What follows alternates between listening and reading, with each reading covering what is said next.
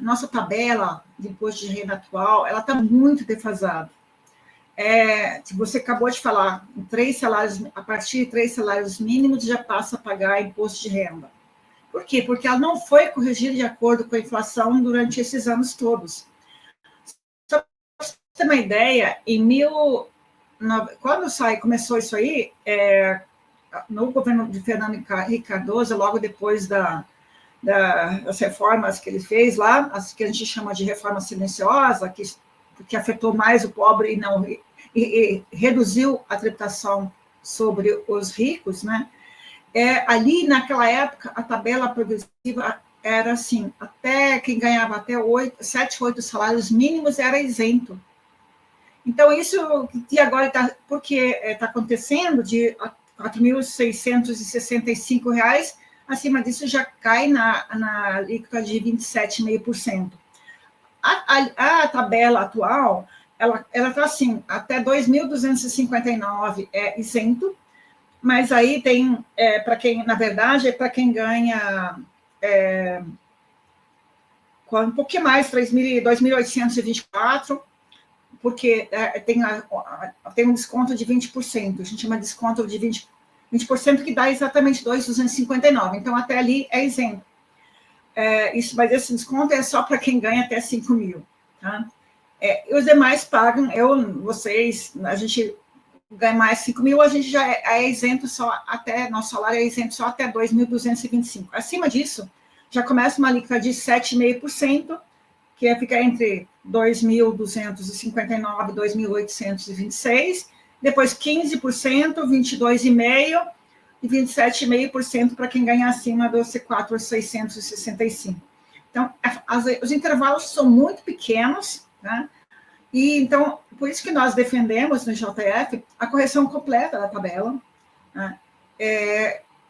A 7 mil, de 5 mil no mínimo isento, até 5 mil no mínimo isento para todo mundo, ou então, o ideal seria 7.100, que é o salário mínimo do GES, né? E corrigir toda a tabela, né? Deve ter uma tabela nova, e criar alíquotas maiores do que 27,5%, criar alíquotas de 30%, 35%, 40%, 45%, podendo chegar até 50%, como é nos países, por exemplo, da OCDE, aos quais o Brasil quer se equiparar. No passado, o Brasil, antes de 1988, na época da ditadura, né, o Brasil já tinha alíquotas mais elevadas. Tinha alíquota 60%, 70%, 72%. Depois foi reduzida para 45%, e até 1988, o Brasil tinha alíquota de 45%. Só que, logo depois, quando entrou o governo Sarney, ainda em 1988,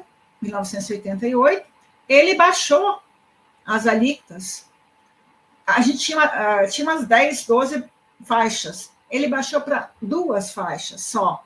Ele deixou a mais alta em 25% e o outro era, acho que, de 15%, se não me engano. Não lembro exatamente, mas, se não me engano, foi isso. Então, logo depois, ele aumentou para 27,5%, ela é mais alta, e a qual permanece até hoje. Então, assim, dá para fazer, já tínhamos antes isso, e, assim, e é curioso que a Constituição de 88, ela trouxe uma série de princípios tributários que são fundamentais, que são que devem ser o norte da tributação.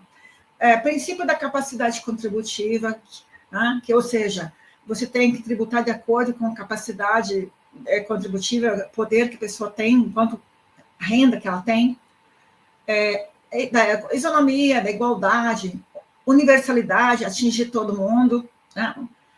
Independentemente do local em que a renda foi oferida, se no país ou não, que é um princípio que a gente chama de tributação universal.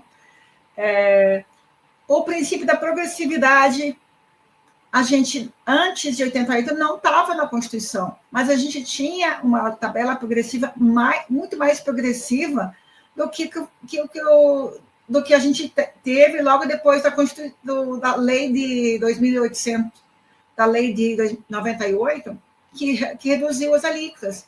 Ou seja, em outubro de 88 foi promulgada a Constituição, criando esse princípio da progressividade, capacidade, e logo em seguida se fez o contrário, reduziu a progressividade.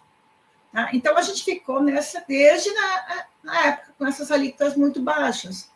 Tá? E o mundo todo está vendo que a concentração de renda está aumentando e a tributação, e especificamente o imposto de renda, é o instrumento ideal para a distribuição de renda, redução das desigualdades no país e no mundo. Mas a gente está na contramão de tudo. Por quê? É correlação de força, precisa aumentar a pressão social sobre o Congresso.